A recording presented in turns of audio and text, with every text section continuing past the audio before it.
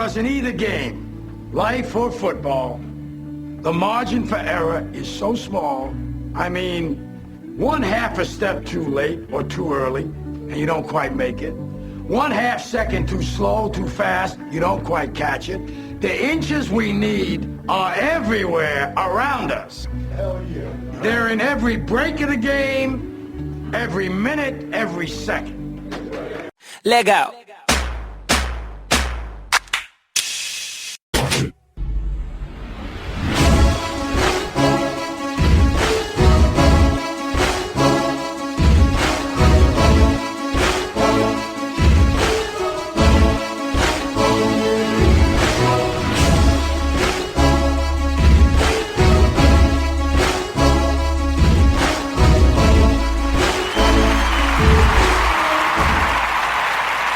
Hey everybody, today we're going to call this podcast The Brats Are Running the Asylum.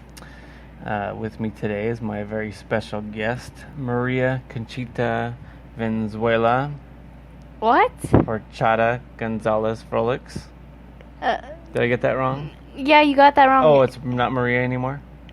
It's Marie, but it's Marie Vrolix. Oh, Marie Vrolix, yeah, that too. AKA, otherwise known as. She is the founder of the very large corporation called Doggy Bones. Yes. Right? And how many millions have you guys made thus far? Well, first of all, how big's your board? Do you have a board of directors? No, it's just me. Just you? Oh, okay.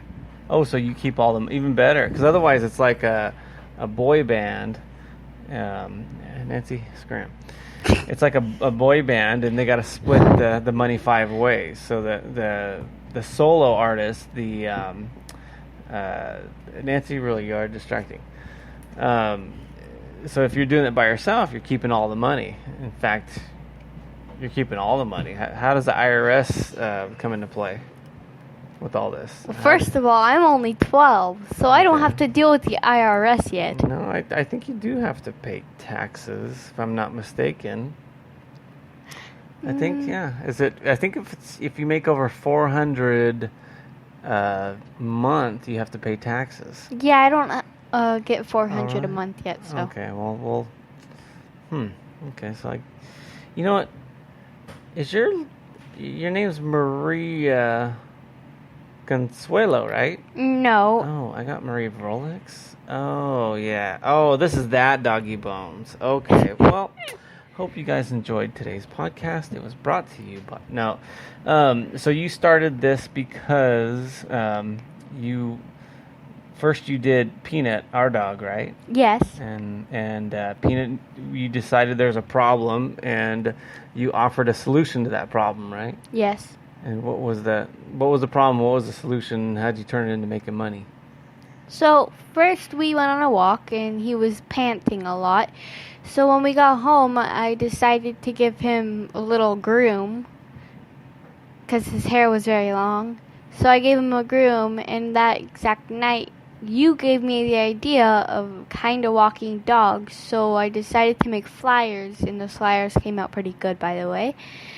So well, first, when you were grooming them, I remember that you had the sparkle in your eye that you were going to start grooming dogs, and the problem is Peanut looked like he was a cancer survivor when you're done grooming him. So I said, maybe we should wait just a little bit and work some things out. And then after they're worked out, then maybe work them out a little bit more, and then a little bit more, and then we'll start on the neighbors. But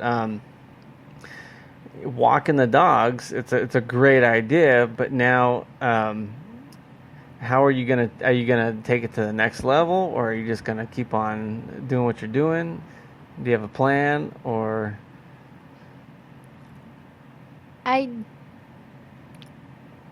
Because when I think of anytime I do something, my problem actually is I go to the next. I'm already thinking 2 steps ahead in my mind. So if somebody said, "Oh, you start a lemonade stand," I'm thinking, "Okay, who can I get to work this one while I start another one?"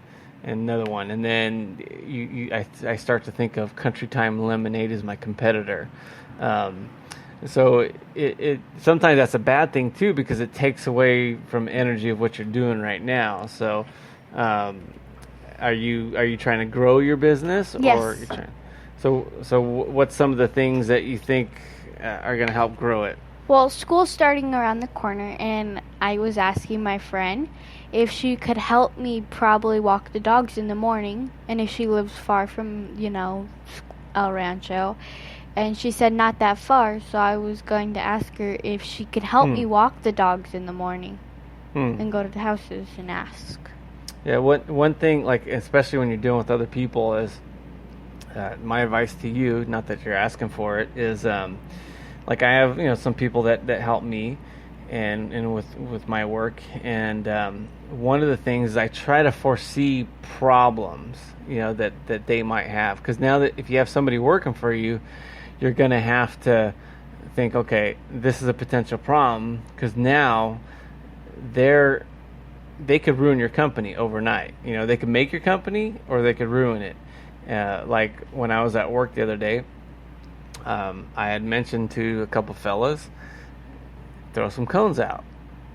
And I know that it was kind of like, all right, I'll put some cones out. And I said, no, you got to put cones out everywhere. Everywhere you see a hose, or if somebody does not see a cone first and they trip over that hose, it is a hazard. And they'll say that you left a hazardous environment and I tripped over it, and now I'm going to sue you, and you're going to be working for me for the next 20 years.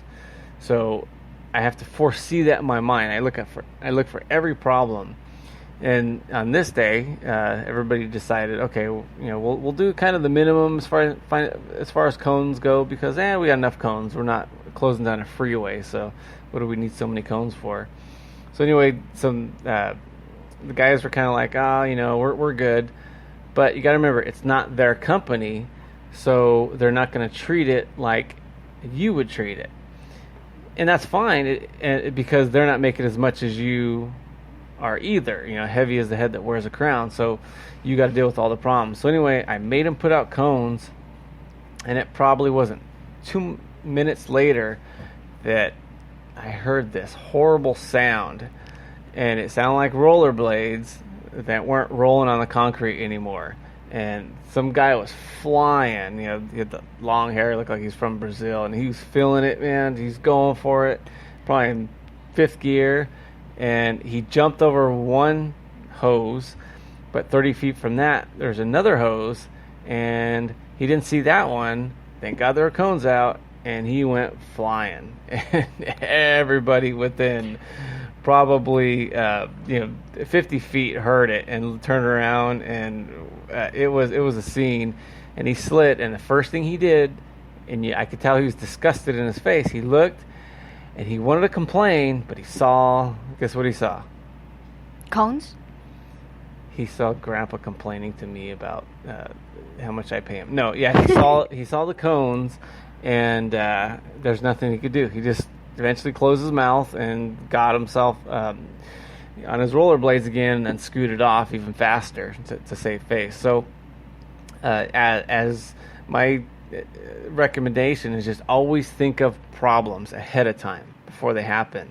And if you could be smart enough to take the energy and do it ahead of time, you'll get paid by and rewarded by, you won't have to deal with the consequences. But some people, they have to deal with the consequences and then they'll learn.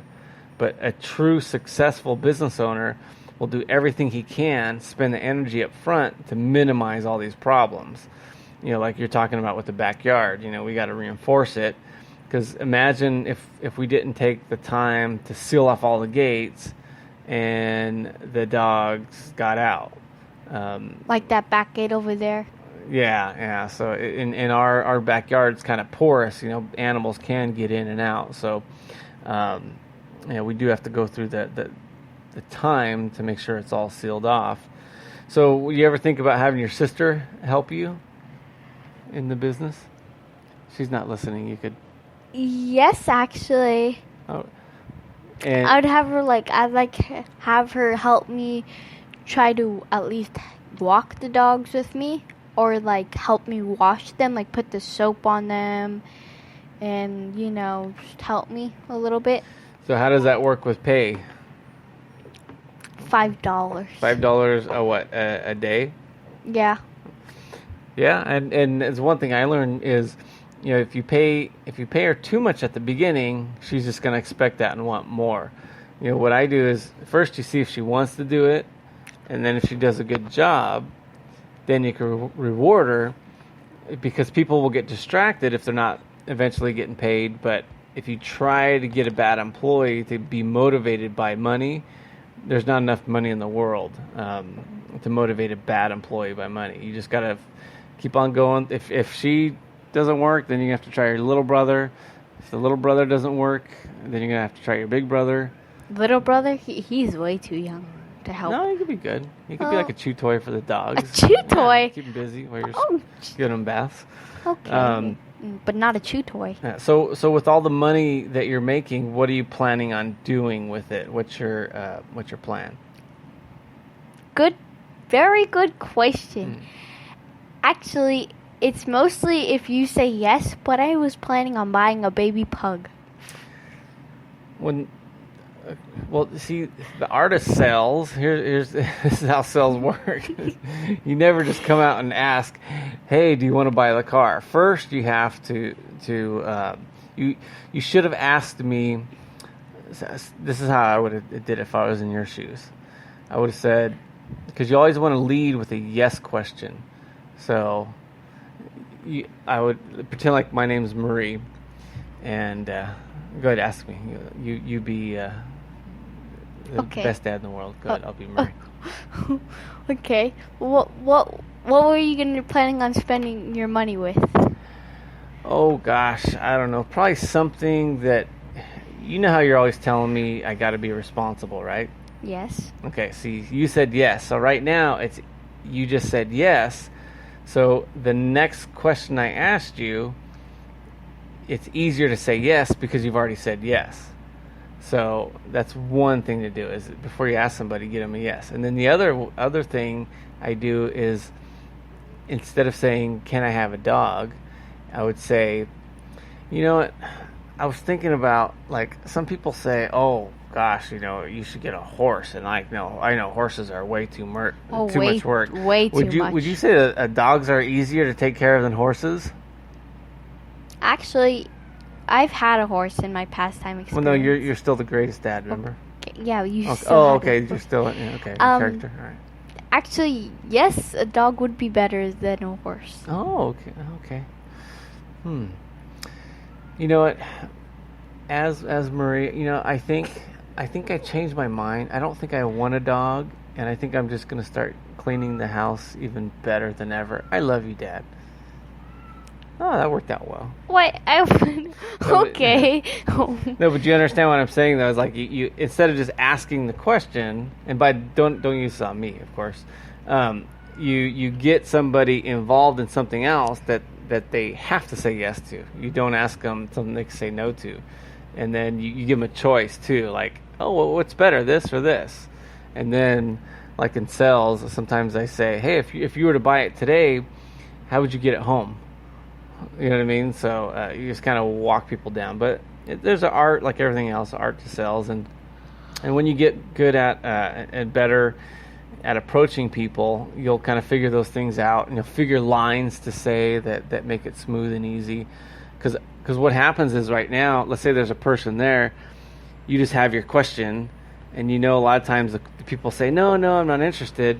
So then you start thinking too much, like, oh, they're going to say no. But if you have a really good kind of interaction, you kind of rehearse what you're going to say, then it makes it easier and funner, because you know what you're already going to say. So it's easier to approach that person. So just a tip and trick on how to grow your business. So, well, obviously the pug's not in the play, because we have a dog right now that's walking on thin ice. I mean, he's he doesn't do what he's supposed to do as a dog and wait to pee to go outside.